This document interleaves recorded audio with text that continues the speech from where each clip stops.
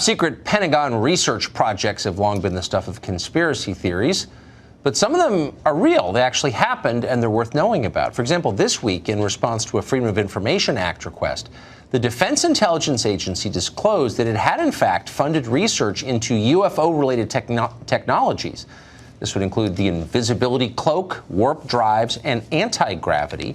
The DIA spent $22 million from 2007 to 2005. The program apparently was initiated by then Senate Majority Leader Harry Reid of Nevada. Nick Pope is one of the world's experts in this. He once investigated UFOs to the British government. He joins us tonight. Nick, thanks for coming on. It does sound like the core assumption of this research was that UFOs are real.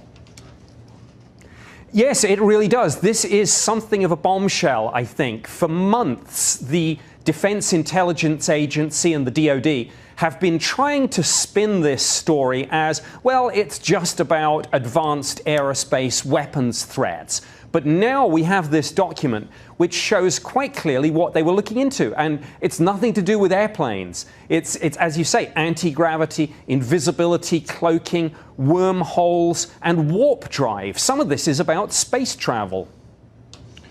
These ideas are derived from objects that the U.S. government observed in space, presumably?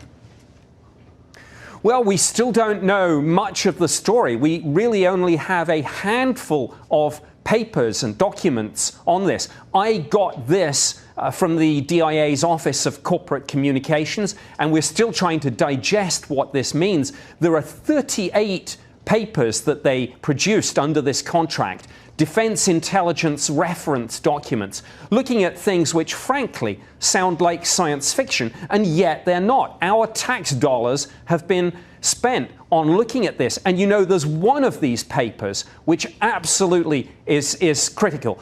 It's looking at something called the Drake equation. And the Drake equation is supposed to be a way that astronomers can calculate how many intelligent civilizations there might be in our galaxy. Well, look, if this is not a UFO program, if this is just about Russian and Chinese aircraft, what the heck are they looking at that for?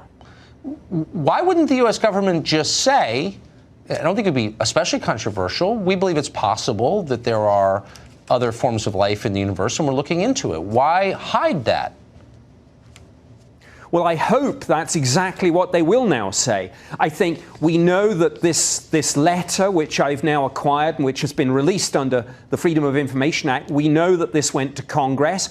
We know that the Armed Services Committee is looking at this very seriously. They're also looking into those videos that we've talked about before of the Navy jets chasing UFOs.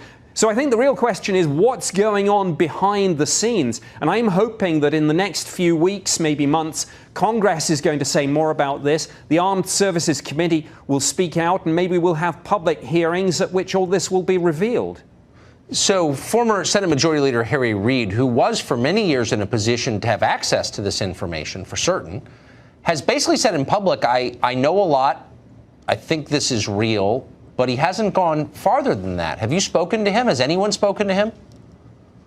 I've not spoken to him personally, but I've seen some of his interviews. I've seen his statements. I've seen one of his documents. And for anyone who's trying to say, well, this isn't really about UFOs, it's about next generation aircraft, missiles and drones. No, it isn't. Harry Reid has made it perfectly clear. This is about anomalous objects in our airspace, and call them UFOs, whatever you like. You know, we take them seriously. The government has been looking at this. Why all the lying? That's what piques my interest. It always piques my interest. Nick Pope, thank you for all the work you do on this. The non-crazy, sober, responsible work you do, and I appreciate it. Well, that's it for us tonight. And let me just say, there is an awful lot of lying, and none of it happens by accident. All lying in Washington is designed for the benefit of the people telling the lies, and it's a tantalizing clue that we ought to press a little more.